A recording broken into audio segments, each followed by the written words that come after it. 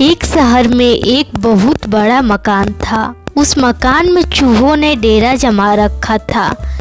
जब भी मौका मिलता वे अपने अपने बिलों से निकलते और कभी खाने की चीज़ों पर अपना हाथ साफ करते तो कभी घर के अन्य चीज़ें कुतर देते। उनका जीवन बड़े मज़े से बीत रहा था।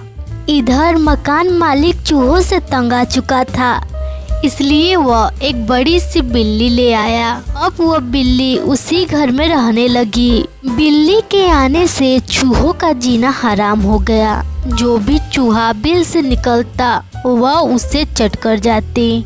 चूहों का बिलों से निकलना मुहाल हो गया। वे दहशत के माहौल में जीने लगे।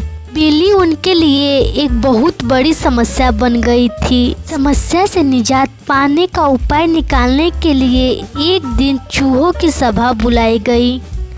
सभा में सभी चूहे उपस्थित हुए। सभा की अध्यक्षता कर रहे चूहे ने सबको संबोधित करते हुए कहा, साथियों, आप सब जानते ही हैं कि हम लोग बिल्ली रूपी बहुत बड़ी समस्या से जूझ रहे हैं।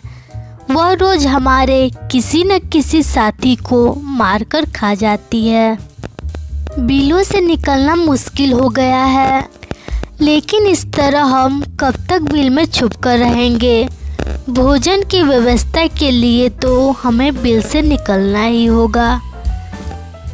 यह सभा इसलिए आयोजित की गई है ताकि इस समस्या का समाधान निकाला जा सके।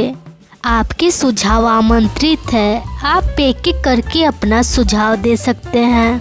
एक एक कर सभी चूहों से इस समस्या पर अपनी अपनी सोच के हिसाब से सुझाव दिए, लेकिन किसी भी उपाय पर सब एकमत नहीं हुए। तब अंत में एक चूहा उठा और हचकते हुए बोला, मेरे दिमाग में अभी अभी बहुत ही बढ़िया उपाय आया है। क्यों ना हम बिल्ली के गले में एक घंटी बांध दें। इस तरह बिल्ली जब भी आसपास होगी उस घंटी की आवाज़ से हमें पता चल जाएगा और हम वहां से भाग जाएंगे। कहो कैसा लगा उपाय? सारे चूहों को ये उपाय बहुत पसंद आया। वे खुशी में नाचने और झूमने लगे, मानो कि समस्या का अंत हो गया।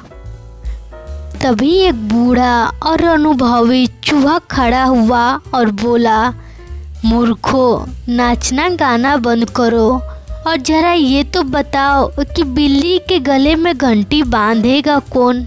ये सुनना था कि चूहों का नाचना बंद हो गया। बिल्ली के गले में घंटी बांधना अपनी जान से हाथ धोना था। कोई इसके लिए तैयार नहीं हुआ। सभा में शांति छा गई।